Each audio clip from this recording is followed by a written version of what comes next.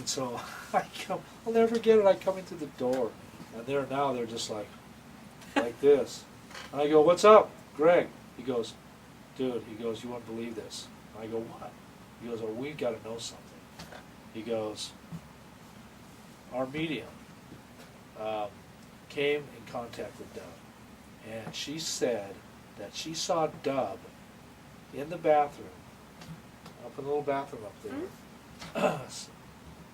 pointing northward at the wall, pointing downward."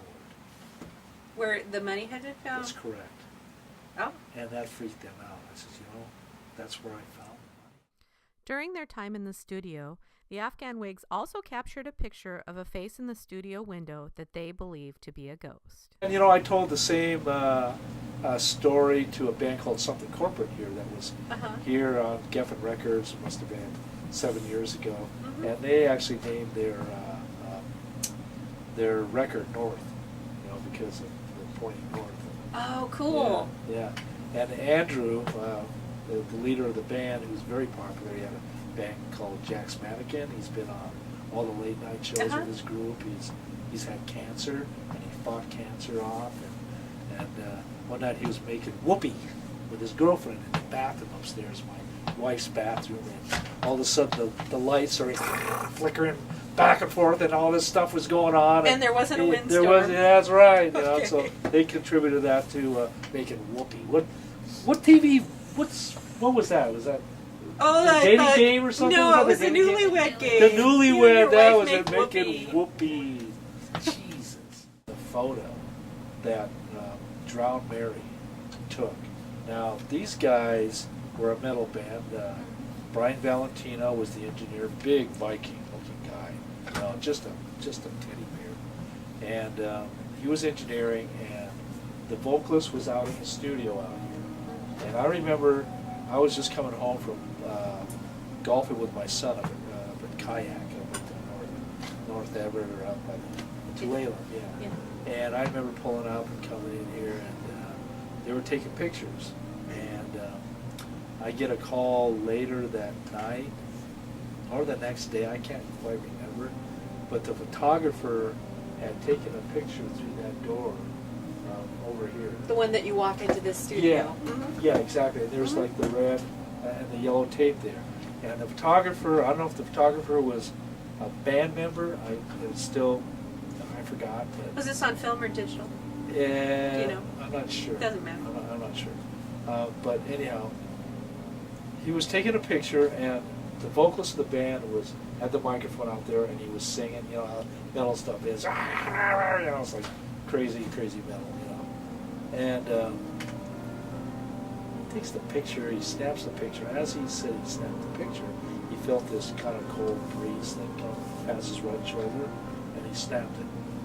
That's when the instant where you see on my webpage, where it looks like that head, it looks like the screen. Yeah. Yeah, I mean, it looks similar to the screen. That very popular photo. A ghostly. So, is it just Debbie, or do you think that there are others here as well? Well, there are the little girl in the well. That is pretty much proven through EVPs. We feel that there's a tall, slender man that's a part that is her guiding protection. So somebody from the property at a different point, maybe. It could have been. His name is Jacob or something like that. Okay. Along with the resident studio ghosts, Lang also believes that he is in the possession of a sacred artifact, a piece of marble upon which he was cutting one day for the studio floor when an image revealed itself to him. I can see part of it already. Okay. This looks like a head, Yeah. and it actually looks like it's got something like a hat or a something on. Crown. Okay. Halo. Okay, I see a halo. Here's an arm. The image in the slab of marble, which Lang refers to as the Saint in the Stone, revealed itself to him one day in a rather unusual manner. According to Lang, he was cutting verde marble for the studio floor when a white light came from behind him and zeroed in on the piece of marble that he was cutting. It was in that moment that Lang saw the Saint in the Stone.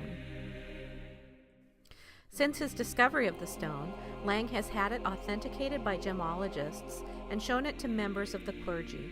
On his website, robertlangstudios.com, Bob displays a number of letters from members of the clergy who feel the stone has deep religious significance for all of the clear images symbolic of the Christian faith that appear in the marble's veins. Every Easter, the saint in the stone is on display in Our Lady of Guadalupe Church in Puerto Vallarta, Mexico. You touched the stone, and when you figured out what it was, do you feel anything from it, or is it just No, it was purely just a visual? psyche. It was just purely visual. Visual and just- knowing. And yeah, it was just kind of like psyche. Like, Okay. kind of like, whoa, it's like, Okay. what happened here? This is so cool.